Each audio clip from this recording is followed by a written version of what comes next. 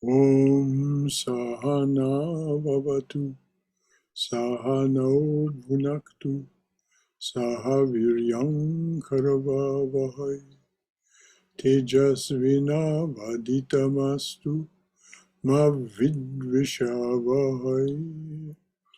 Om Shanti Shanti Shanti. Om, may the Divine Being look over us lovingly as a mother and father. May the Divine Being support and nourish us as a mother and father. May we have the strength and skill to study together the art of spirituality. May no misunderstandings arise amongst us. Om, peace, peace, peace and beneficence to us and to all beloved beings everywhere. Well, good evening, namaste everyone, and welcome to our Tuesday evening reading and discussion of Swami Chaitananda's book, Sri Sarada Devi and Her Divine Play. We're reading right at the end of Mother's life. It's a very touching and heartrending, really, a narration of the details of Mother's departure from this world in 1920. So before we begin, is there anything that anyone would like to say or ask that is left over from last week, something that wasn't resolved, or anything that you would like to add from your own wisdom or experience, or any concern or question you'd like to raise? Brother Shankara? Yes, dear. We had talked about that incident with Swami Vivekananda and that king about the picture. Yes. And I said I would look it up, and I have. Yes. So the name of the king is Mangal Singh Bahadur of Alwar, Alwar. And I actually have the few paragraphs describing that. Would you like me to read that quickly? No, I'd like you to read it at the end, dear, after we're finished with it. Just hold on to it.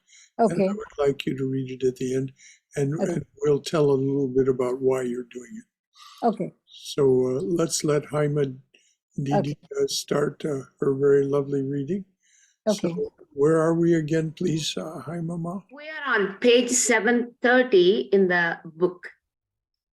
Okay. In the top second paragraph, I will start at Holy Mother. You want me to go ahead, Brother Shankara? Yes, please. Okay, namaste everyone. Good evening. Holy Mother then wanted to drink some water, and the Swami gave her a glass, but it was difficult for her to swallow. He rubbed her back gently with his left hand and rubbed below her throat with his right hand. Holy Mother looked at her disciple graciously and drank slowly. The disciple was overjoyed that the mother had fulfilled his desire by taking personal service from him. Later that afternoon, Holy Mother was seated on her bed when an attendant came and asked her something. The mother gave Sharadeshananda a key and instructed him to take some money from the tin box in which she used to carry the picture of the master. Many memories flooded the Swami's mind. When at 4 o'clock, another attendant came to take over the duty, Saradeshananda left with a heavy heart. One afternoon in the middle of March 1920, Lakshmi, Ramlal, and Ramlal's daughter, Krishnamai, came to see Holy Mother. They were on their way to attend a festival at the Archanalaya in Antali. Ramlal bowed down to the mother and then went downstairs to meet Sharadananda. Lakshmi entertained the mother and her companions by singing and acting, performing the way she used to in front of the master at Dakshineshwar. In the course of conversation, Lakshmi raised the issue of the future temple at the master's birthplace and the family property in Kamarpukur. Holy Mother described her proposal to Lakshmi, who related it to Ramlal and Saradananda. Both of them approved her plan for the future temple at Kamarpukur. See chapter 24 for more details. Holy Mother was always courteous and loving towards the master's relatives. After they left, the mother said to Ishanananda, while talking to Lakshmi, I forgot to give her a sari and some money. You go to Yantali and see the festival at Archanale and then give this cloth and money to Lakshmi. They decorate the master beautifully at Archanale. Ishanananda followed the mother's order. We have mentioned in chapter 20 that the place where Holy Mother was born was purchased from her three brothers in the early part of 1920. Each of them received a fair price for the land plus 100 rupees extra. In February 1920, Holy Mother requested that a well be dug in the southeast corner of that plot, and then she left for Calcutta.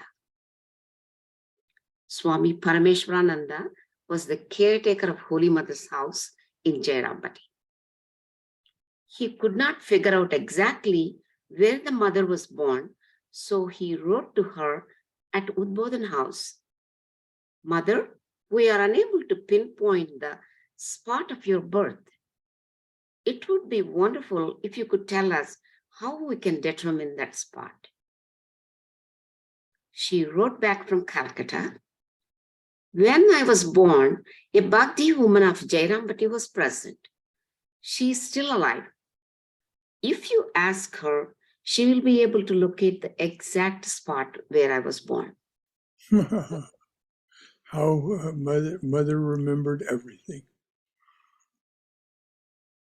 Swami Parameshwarananda recalled, this Bhakti woman lived in the southern part of Jairambati village. He found her and asked her about the mother's birthplace. That old lady said, if you give me 5 rupees, then I shall tell you. When we agreed to pay her the money, she said, Saru, that is Sarada, was not born in this place. Meaning the plot of land that had been purchased from Holy Mother's brothers. Saru was born in a thatched hut where Bhavani's, that is, Bhavani was one of Holy Mother's maternal cousins. So Saru was born in a thatched hut where Bhavani's kitchen and cow shed exist now. This statement created confusion. When I informed Swami Saradananda of this, he wrote to me, if that plot of land is available, please try to buy it. This land was purchased after the mother's passing away by paying 300 rupees each to Prasanna, Kali, and Surya, the mother's cousins. Holy Mother's temple was built there and dedicated in 1923 by Swami Saradananda. And that temple, of course, is still there, and you can visit it if you go to Jairambati, as you can visit the Master's temple if you go to Kamarpukur. They're not large temples, but they're very, very nice. And they are, of course, staffed by Ramakrishna order monastics. And they're very gracious to visitors coming to pay their loving respects to anyone who visits with the intention of bowing down to Mother or the Master. Any comments or questions from anyone? Has anyone been there? Has anyone? Yes, and they serve very good food.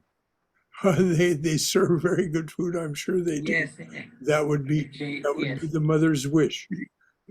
Whoever We visits. were also there. Good. And do you concur that the food was good? Yes, very good. Uh, Both the places, Kamarpukur and this. well, that Food would is be good. that would be the mother's wish, that anyone coming to see her or the master would be well fed. She does have this unending, solicitous, loving nature, and wants us to be well taken care of. I also visited both places, Kamarpukur and Jainambati. How wonderful, Triguna. Yes. I still wish to go and stay 3 nights at Jainambati. I have a wish to stay overnight for 3 nights. Well, of course, that purified you. That's exactly what the mother said. Stay here for 3 nights and it purifies you. That was a very wise thing to do and a very loving thing to do. Yeah. God willing, if it happens, I will be able to do it. Well, I did stay. First time when I went, I did. But I want to go and stay overnight. My wish. I see. So you didn't the first time, but you want to again. Yes. Anyway. Well, may mother's will be done, and may your will and hers be from your lips to mother's ear, as they say. Thank you. Anything else from anyone? I also visited Jayaramati and Kamarpukur in 93, 94 sometime. And I have an interesting incident to tell you. Okay. So in this mother's temple, we went for an evening aarti and it was jam-packed. And so I don't know, I mean, how significant it is, but for me, I felt it was significant, this particular incident. So we all went in and sat, and so I sat next to right near to the wall. And I still remember this happened almost 32 years ago, but it is very, very crystal clear in my mind what happened. So there was no place absolutely. And then I sat there right next to the wall and the aarti started. And then what happened was a lizard came from the wall. And you can imagine my face was almost next to the wall and there was absolutely no place for me to move. And there were at least 500 or maybe 600 people in that shrine. My goodness. Yeah, huge. And there was no place, I mean, no place. And this lizard from somewhere it came. And, you know, in India, you are not, I mean, I was not, now if you have a gecko here, people have pets and all, but I was scared, you know. And so this lizard came and it won't go. I tried to move it with my hands. My hands were free, obviously. I tried to scare it away, but it won't go, simply won't go. And then it came and it just touched my knee. It came on my knee, like it touched my knee, and then it went away. That's it. And it just touched my knee once, just like with one paw, like it touched, and it just went away. So I don't know, you can take anything from it. I felt that it was mother's blessing because it came very significantly, like crawled down. Even if I was trying to wave it, it did not deter or anything. It just came. Imagine a lizard coming down and my knee is right next to the wall. It came down and just touched one of her hands, you know, on my knee, and then it went away right away. That's it. Well, mother is in every creature. She said so herself. Yeah. Mother is in every creature. So yes, this was a loving gesture from the divine consciousness living in this lizard. And if it was in mother's temple, you know perfectly well that this was the mother's gracious will. And it was also her will that it scare you a little. Just mother is always teasing us in these ways. But notice how they made this just this loving gesture and then went away. Yeah, it won't. So usually if the lizard wanted to come over, she would jump on my knee or something, but it just came and my knee was right next to the wall and it just came and just touched my knee with one hand. I mean, they are so tiny, you know, those 2 feet in the front. It just Yes. with one hand, it just touched my knee. That's it. And then it just went away and I couldn't see later on where it went. Well, what a sweet story to tell us. Yeah, I know. And I hope any of you who wish to get a chance to visit there. I'll tell you just this little story of my visit in 1999 to, I was staying in Bellermont and there were 5 of us. There had been 6, but one of us got sick and had to come home. So we were all scheduled to go to Kamarpukur and Jairambati. But Swami,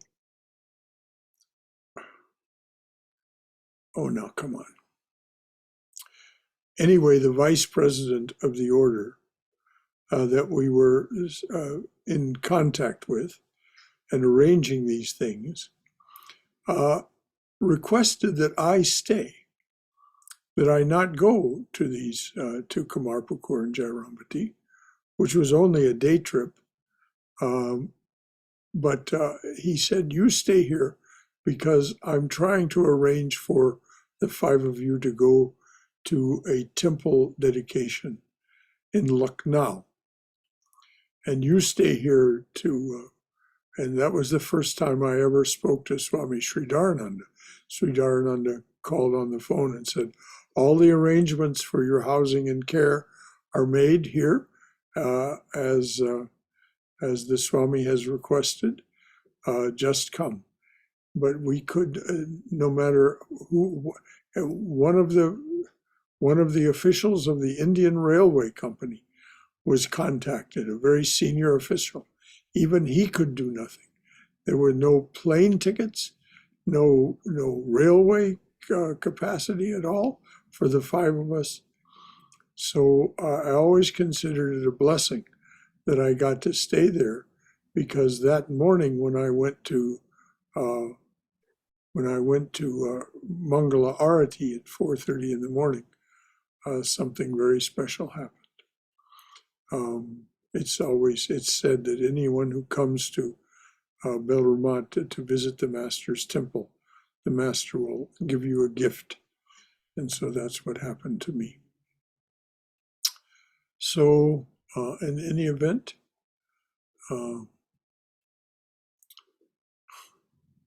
this old memory of mine, I can't remember the Swami's name that was the president.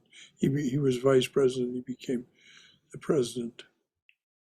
In any event, that's my little story about not going to Kamarpukur and Jairambati, which of course now is just, it's 60 kilometers by road. Very, very quick trip. It's a reasonably well-maintained road, I was told. So it's a quick trip, 60 clicks over there, and then from Kamarpukur to Jairambati is no distance at all. And so anyway, that's the story. Anything else from anyone?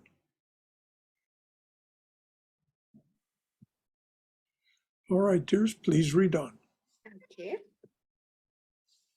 The next subheading is Last Spiritual Ministry. Although Holy Mother was gravely ill, she continued to bestow grace on seekers of God. In April 1920, Priyangbada Majmudar came from Mymensingh, now in Bangladesh, with her relative Durgesh Das to see the mother. When the mother learned that she had come from such a distance, she initiated her from her bed, despite her attendants' protests.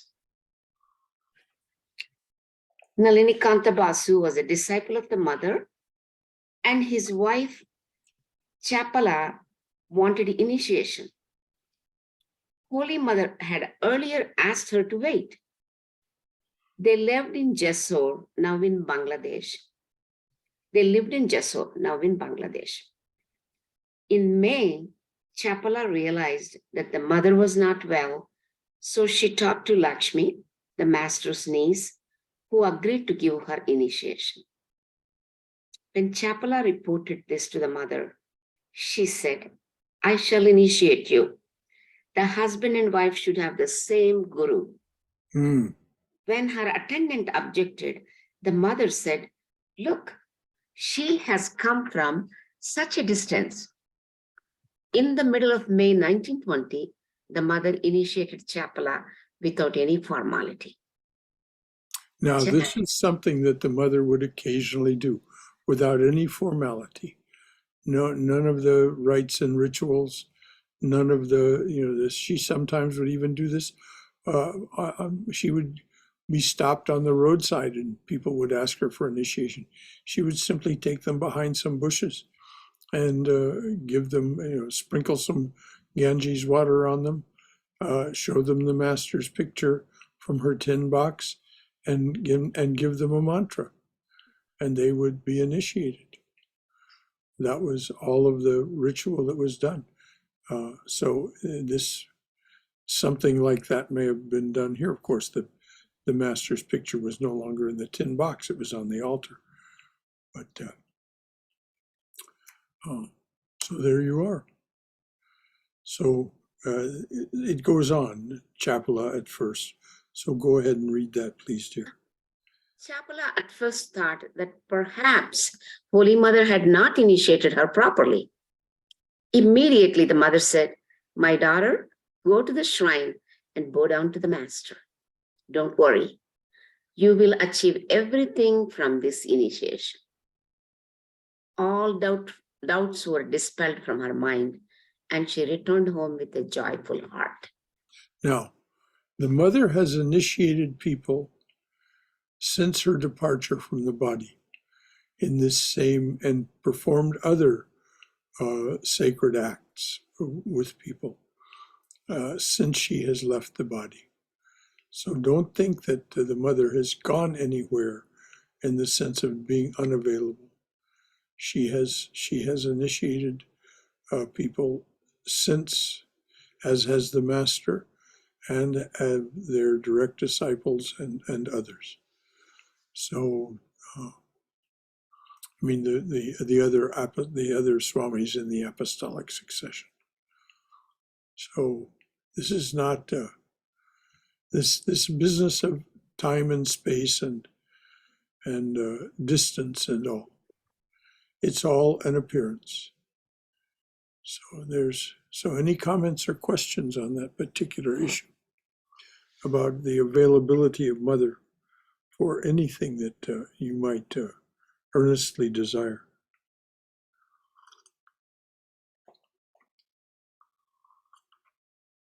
These days, I suspect that if you implore her to initiate you, what she will do is she will tell you to take initiation from one of her sons. And that is to say, the swamis that are now initiating here in the United States, as is Swami Sarada Devi, for example.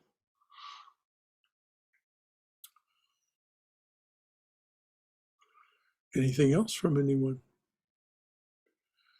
All right, dear, please read on. God makes everything favorable for those who are sincere and who long for God. Binay Bala Sen had heard about Ramakrishna and Holy Mother in her husband's home in Dhaka, now in Bangladesh. Knowing that the mother was in Calcutta, she came to her father's house in South Calcutta. After a long search, she reached Udbodhan House one afternoon. At that time, no attendant was guarding Holy Mother's door, so she went straight upstairs. When Holy Mother saw Binay Bala, she said, my child, you have come to me for the mantra. Go to the bathroom, wash your hands and feet and come to me.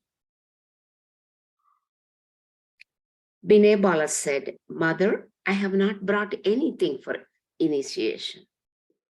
Holy Mother replied, "You don't need all those things." Holy Mother then initiated Binebala. One day, towards the end of the mother's life, Binebala came to see the mother. Again, there was no attendant with her.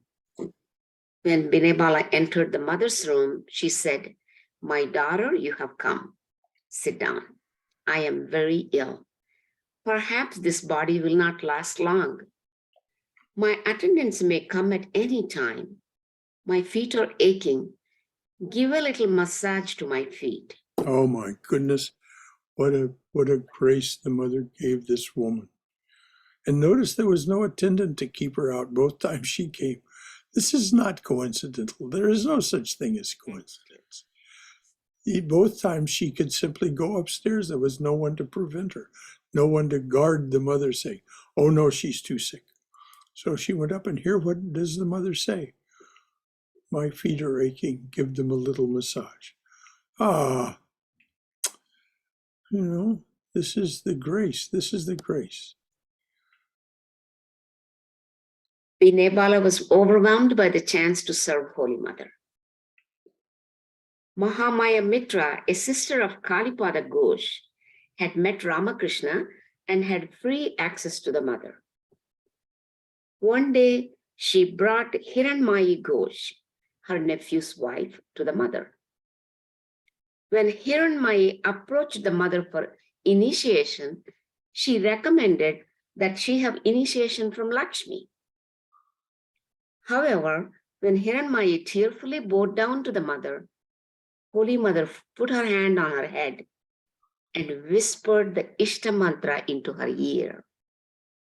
Thus, till the end, the mother bestowed grace upon the sincere seekers of God. Swami Ishanananda wrote, "Towards the end, the mother could not sit long because of her weakness. But I saw her repeating her mantra while she was lying down."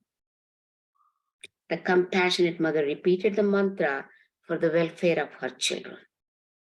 And this is exactly what she's doing. It's not for herself. This is just for her disciples. That's the only reason she made japa. It was not out of habit. It was not out of necessity. It was not out of ritualism. It was, she was making japa on behalf of others. And one of the things that Swami Prabhavananda said is that when you pray for others, when you yourself pray for others for whatever reason, that they're in need of your sustenance and support in this way, these prayers, one of the most auspicious things that you can do is instead of making the japam for yourself, that particular time that you might do some japam, that before you start the japam, before you start chanting your mantra, you simply say, the merit of these repetitions of the mantra, the merit of this japam is for so-and-so, whoever it's for. And Swami Prabhavananda said it's very auspicious indeed. Very, very powerful. The name, the Ishta Devata's name that you have, all the power of the infinite being exists in that mantra. This is what Sri Chaitanya says. Various are thy names, O Lord. And this includes the names of the goddesses, of course. Various are thy names, O Lord. In each and every name thy power resides. Now that power is infinite, omnipotent, omniscient, omnipresent. So that's why I keep saying this business of time and space is simply not relevant. That which is omnipresent, it's always with us. It's always omnipotent. And it is always perfectly knowing what it is that we need, omniscient. Any comments or questions about that? Any comments from your own wisdom or experience about these things?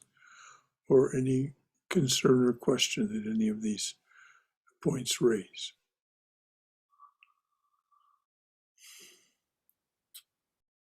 All right, dear, please go ahead. Many devotees, disciples, and newcomers wanted to see the mother, but Swami Saradananda strictly restricted her visitors. One day, a devotee went to bow down to Holy Mother, but then he grabbed her feet and put them on his chest. "What is this?" Holy Mother cried out. Her attendant immediately took the devotee downstairs. Another day, an unknown woman came and begged Saradananda to allow her to see Holy Mother. Observing her earnestness, the Swami asked a monk to escort her to the mother and then bring her back downstairs. That monk called a brahmachari to take the woman upstairs and then got involved with his own duties. The woman went upstairs on her own and grabbed the mother's feet, beginning to cry. Yoginma shouted out, "Sharat, whom have you sent?" Immediately, a monk went upstairs and brought the woman downstairs. Golapma commented, "It's easy to worship a stone image of God because it does not talk. But it's difficult to worship the human God who speaks." Later on, it was decided that the devotees could see her only from outside of her room. This was the rule toward the very end, yes. She was really deteriorating. Next subchapter is Holy Mother's bereavement. As day and night rotate, so do happiness and misery, laughter and tears, birth and death. This is the way God has created the world. He does not want human beings to have only happiness or only misery, so they are tossed about by these pairs of opposites. Please start reading this again and remember. I will definitely. This is Swami Chaitanananda giving us the benefit of his wisdom. Do not discount it in any way. These Swamis, they become the divine being. They become the divine person. This is their, they may have their various roles and their various activities, but they surrender themselves entirely to the divine being. It was talked about even earlier in this chapter about this great self-surrender. So this is what they do. So when we hear from Chaitanananda, know that this is the voice of the eternal teacher speaking. So please read again, dear. I will. Holy Mother's bereavement. As day and night rotate, so do happiness and misery, laughter and tears, birth and death. This is the way God has created the world.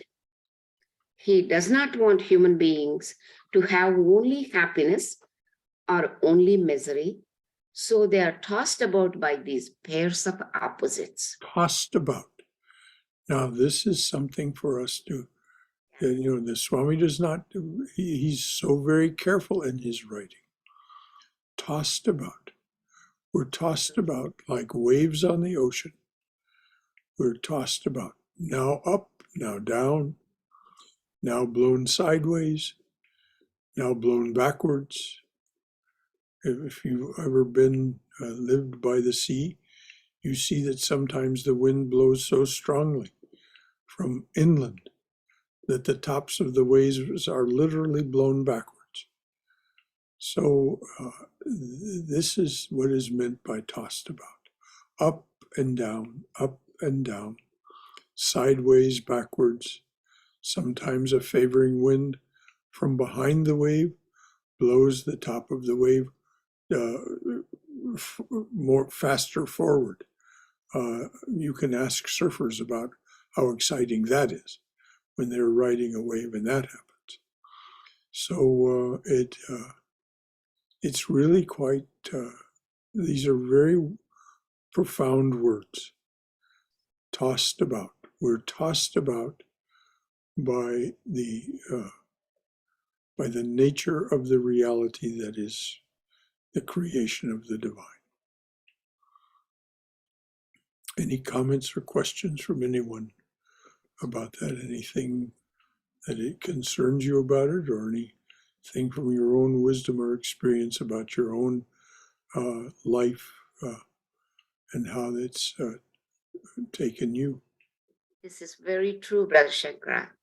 When the night comes, daylight will come back, just like, night and day.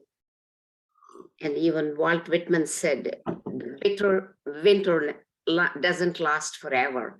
I mean, I'm summarizing. There is always spring coming later on. Yes. And that is true. Troubles come. We just have to keep faith and continue to persevere in praying and whatever we do. And it will come. Light will come towards us. Yes. Light shines upon us. I believe in that, and I experienced it too. I'm sure many here on this Zoom stage, I am sure many would agree with me on this. I'm sure they would, yes. Yes. Anything else from anyone? Okay. After going through these experiences, people realize that permanent happiness is not possible in this world. It is possible only in God. Let me read this again. After going through these experiences, people realize that permanent happiness is not possible in this world. It is possible only in God. The Upanishad says, Bhumaiva sukham nalpe sukhamasti. That means bliss is only in the infinite and not in the finite. Then human beings finally turn their minds to the infinite God. Can I read this paragraph one more time, Brother Shankara? It seems so touching. Please do. As day and night rotate, so do happiness and misery, laughter and tears, birth and death. This is the way God has created the world. He does not want human beings to have only happiness or only misery. So they are tossed about by these pairs of opposites. After going through these experiences, people realize that permanent happiness is not possible in this world. It is possible only in God. The Upanishad says, bliss is only in the infinite and not in the finite. Then human beings finally turn their minds to the infinite God. Like other human beings, Holy Mother experienced joy and grief.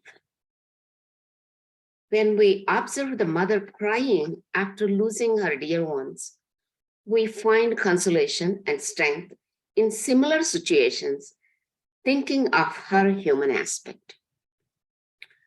We also understand the teaching of the Gita. Death is certain for the born. Rebirth is certain for the dead. You should not grieve for what is unavoidable. Yes, but Krishna does not mean that you shouldn't shed a tear. It just means that you shouldn't continue to grieve. You shouldn't continue to think that something earth-shaking has happened. No, that person is simply, as he says in this same chapter of the Gita that this is quoted from, that person has shed an old and worn out garment, and if necessary, will take a new one. But that doesn't mean we don't mourn our loss. This is why the mother wept and why we can identify with her. She loved those people. She loved them with all her heart, far more than we are even begin to be capable of. She loved them. Only in the divine do we find unconditional love of this kind. So when she loved them in that way and they left this world, she would miss them, and so she would weep for them. She wouldn't weep for long, and then she would celebrate their lives. She would celebrate their lives, which is what the rites and rituals of the after death. Mother didn't do them herself, but she would take joy in others doing the rites and rituals of the after death that celebrate a person's life. This is done even in the West. It's most notably done among the Celtic people. The Irish, we know about the Irish wake. A wake is not a mourning. A wake is a celebration. When somebody has a wake, they are being celebrated. Their life is being celebrated. And, if they were a raucous person who had raucous friends and relatives, those wakes will be rather raucous. And then in the Hebrew tradition, the Jewish tradition, there is something called sitting Shiva. It's 10 days. This is the Orthodox way. 10 days. The person is both mourned and celebrated by a minyan, a group of people. It used to be only men, now men and women both, gather together, sit together. They pray, they sit in silence, but then they also say things that are uplifting to the soul of this person. So it doesn't mean that we don't mourn. It doesn't mean that we don't have any demonstration of grief. It simply means that we don't grieve for the person themselves. We're grieving for our loss. They themselves have simply, as Krishna says, shed an old garment. And now they're unavailable to the senses. But they haven't gone anywhere. They haven't gone anywhere. There is no place for them to go. There's only the omnipresent divine being of which we're all a part. So they haven't gone anywhere. They are simply, as Krishna says, they are now not available to the senses. When we take manifestation, we're available to the senses. This is all very well described in Sankhya philosophy, how this happens. But when we shed this garment, well, then we're not sharing in this world of the senses, this realm of the senses. Any comments or questions from anyone's experience or concerns or any wondering about this? We also, in different parts of India, celebrates differently, Brother Shankara, but where I came from, we celebrate 2 karmas after the death of a person. I think it's the second day is small karma, and then the large one is 11th day, which we invite all the people that we knew to come and celebrate, to come and grieve, celebrate, and do homam and puja and all the stuff. We have a priest doing the whole ceremony, and it is so consoling to the souls of the people who lost the person, because everybody is there to share the grief. So we talk about the person, and that continues. And I think different parts of India may be differently done, but that's how 2 karmas are done. And well, it's interesting that on the 11th day of this Hebrew sitting Shiva, what they do is they have a feast in the person's honor. That's what we do too. We celebrate all the favorite foods of that person. We order or we cook all those foods, and then we try to remember that person's qualities and celebrate with a lot of feast. It's a big feast. Large karma is a huge feast. It's elaborately done just for the sake of our souls and inner souls, comforting. It's very comforting.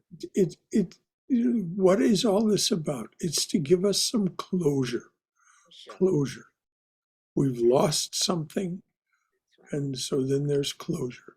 And so in this tradition, particularly as it's brought forward from Swami Prabhavananda and so on with this place here, we have a memorial service sometime in the 13 days after the person's departure.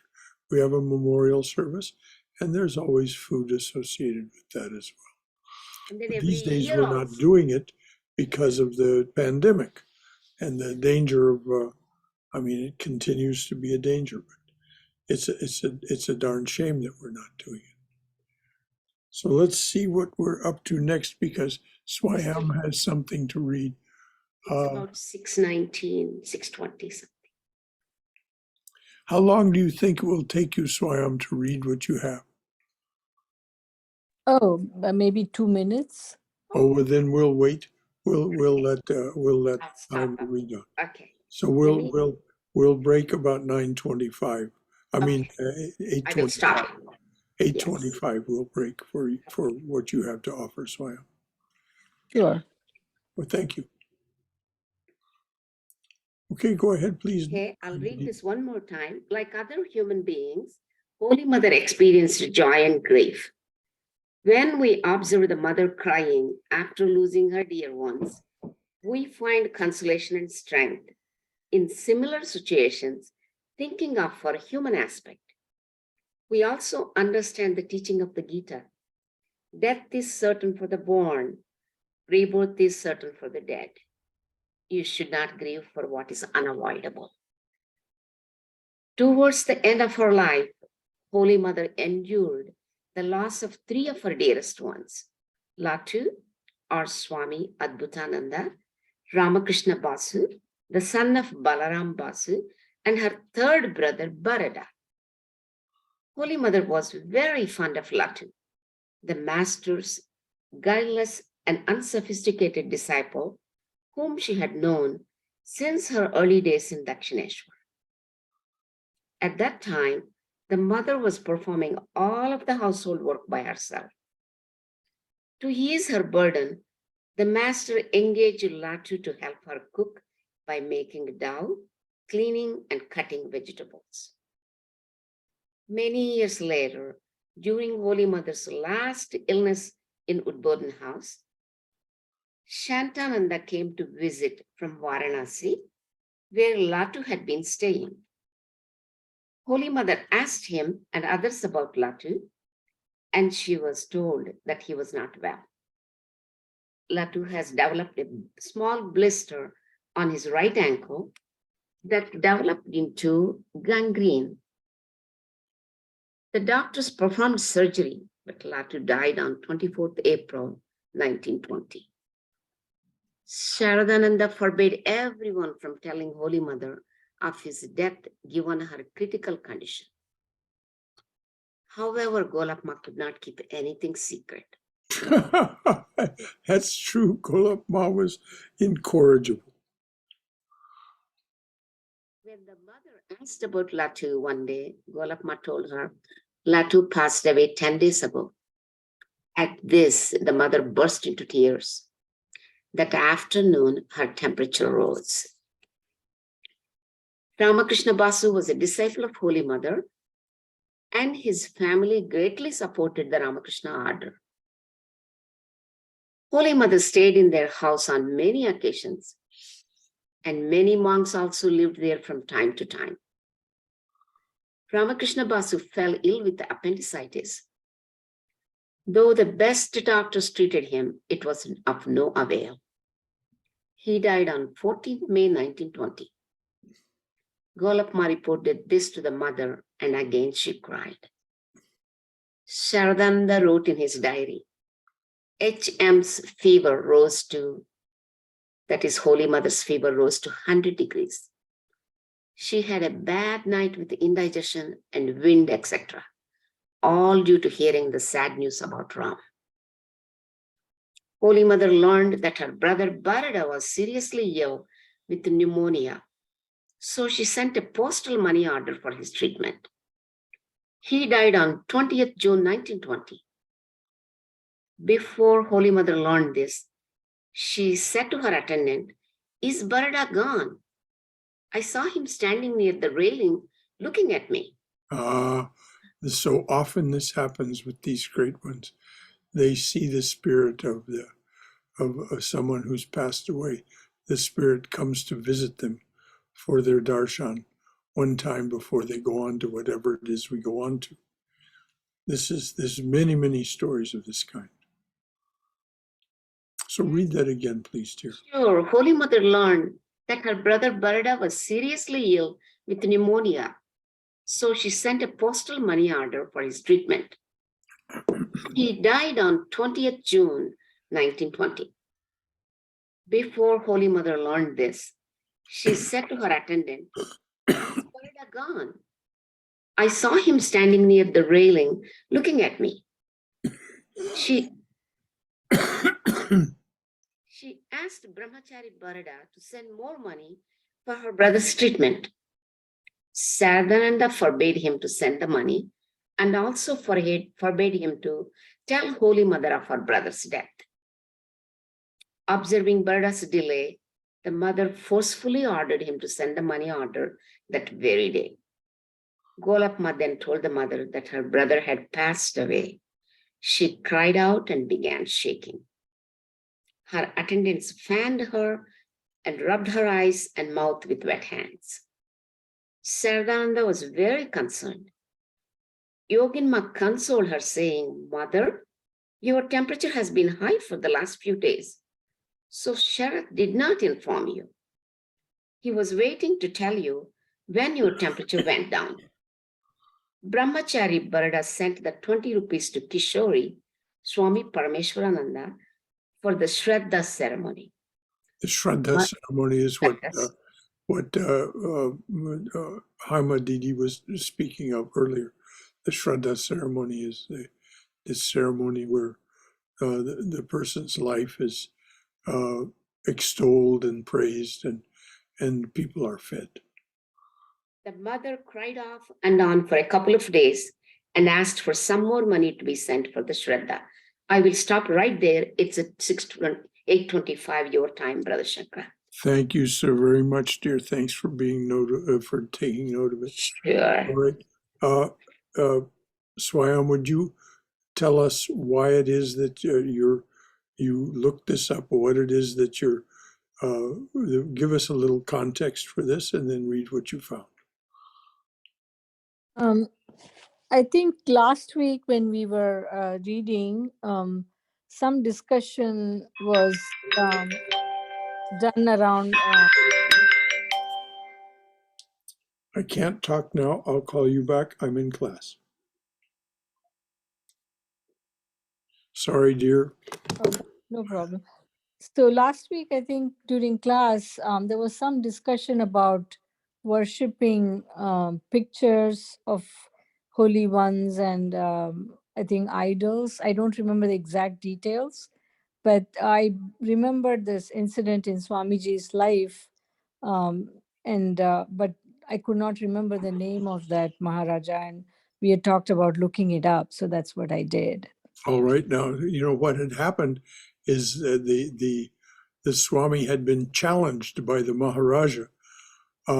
Is there anything in this idol worship, this worship of these stone and wooden images, this worship of God with form in this inanimate way?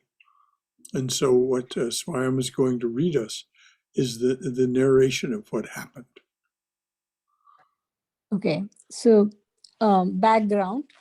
In the beginning of 1891, most probably February 1891, Vivekananda reached Alwar, currently a district in Rajasthan, where he met the king of the state, Maharaja Mangal Singh Bahadur or Mangal Singh. The meeting between Swami Vivekananda and Mangal Singh and the conversation between them has historical significance and has been discussed and analyzed by various scholars and biographers. In this post, we'll talk about the meeting between Mangal Singh and Vivekananda. Mangal Singh Bahadur, the king of Alwar, was westernized in his outlooks and had no respect for Indian especially Hindu culture and traditions, and used to feel proud for his attitude. He used to spend all his time in the company of Westerners in hunting and other luxuries. Incident. Mangal Singh told Vivekananda, "The idols you worship are nothing but a piece of clay, stones, or metals. I find this idol worship meaningless." It was a direct attack on Hindu belief, and Vivekananda had to give a strong reply to it.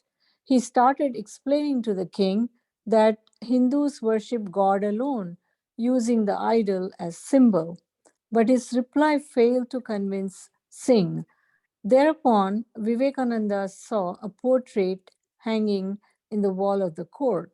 Vivekananda approached towards the painting, looked at it, and asked the Divan of the court to take it down from the wall. This means the prime minister of the court, the number one minister to this king, the Diwan.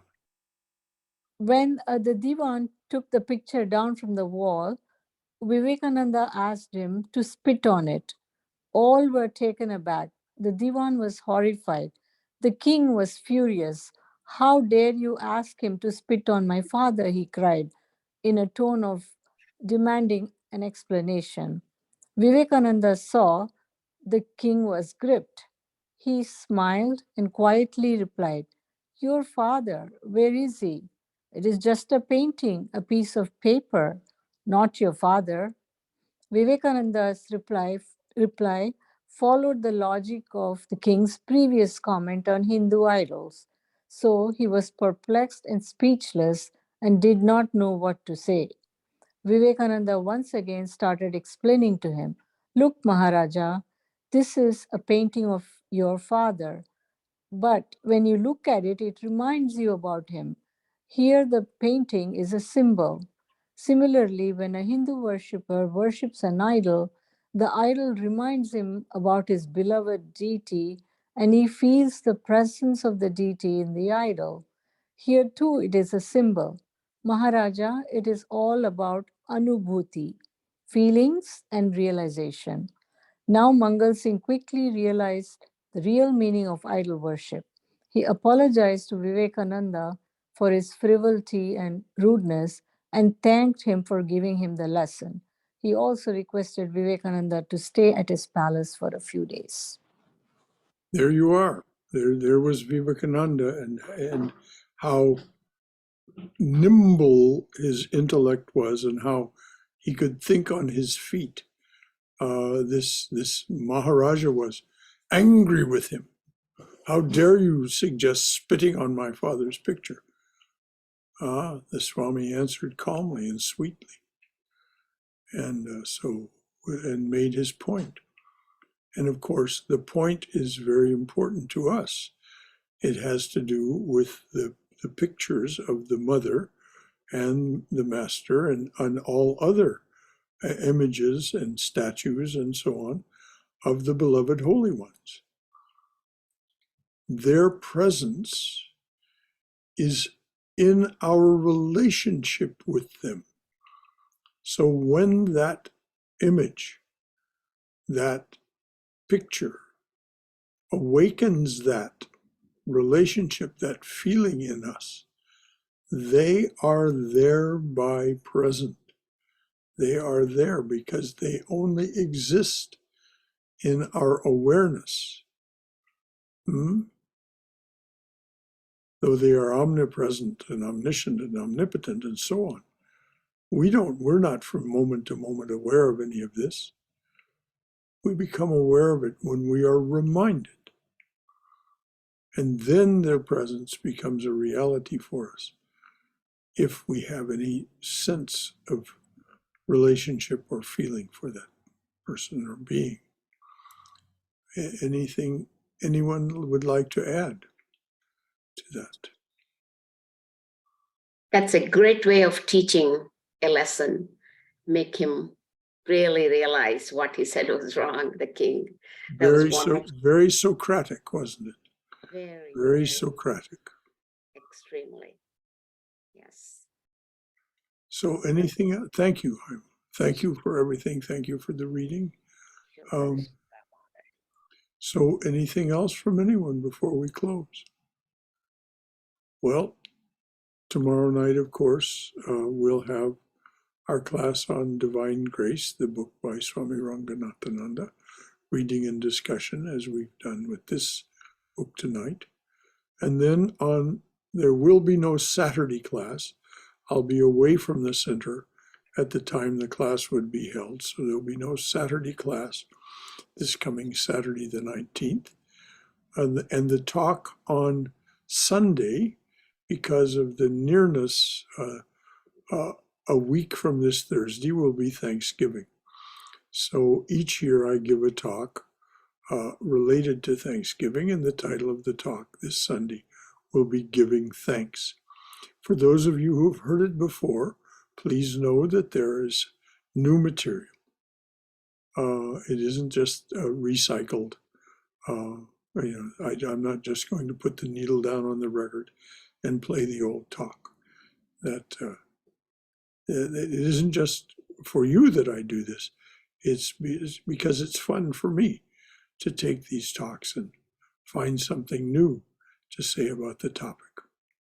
So this Sunday, the talk will be on giving thanks. And unfortunately, because of the virus, we cannot have an in-person gathering of the congregation for Thanksgiving as we did for so many years before the pandemic. But there's just too much risk in these new subvariants, in the virus itself, but in particularly in these very assertive subvariants, 6 of them.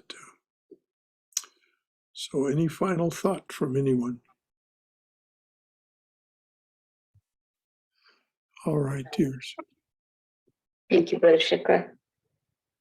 Thank you, Swayam, for doing that, for making us, for fielding that request of finding out the details of what you had been talking about last week. And Thank you. I'm glad we were able to hear it. Anything else from anyone? All right, dears. We'll call it a day, and a lovely day it has been. Of course, it's Tuesday, the day of that is one of the 2 days of the week special to Mother. We started this morning with the reading of the Chandi, the hymns, the 4 hymns from the Chandi in English. For whatever reason, it was exceptionally lovely this morning. And of course, it always enters into our thoughts as we're celebrating Arati in the evening as well. So until tomorrow evening, for those of you who choose to join us, Jai Shri Ramakrishna Jai Ma, Jai Shri Ramakrishna Jai Ma, Jai Shri Ramakrishna Jai Ma. Jai Shri Guru Maharaj Ji Ki Jai, Durga Durga Durga. May we be safe. May we be healthy. May we be cheerful. May we have peace of mind. May we be always in the loving and protective embrace of the Divine Being as our Mother and Father. Hari Om Tat Sat. Good night, everyone.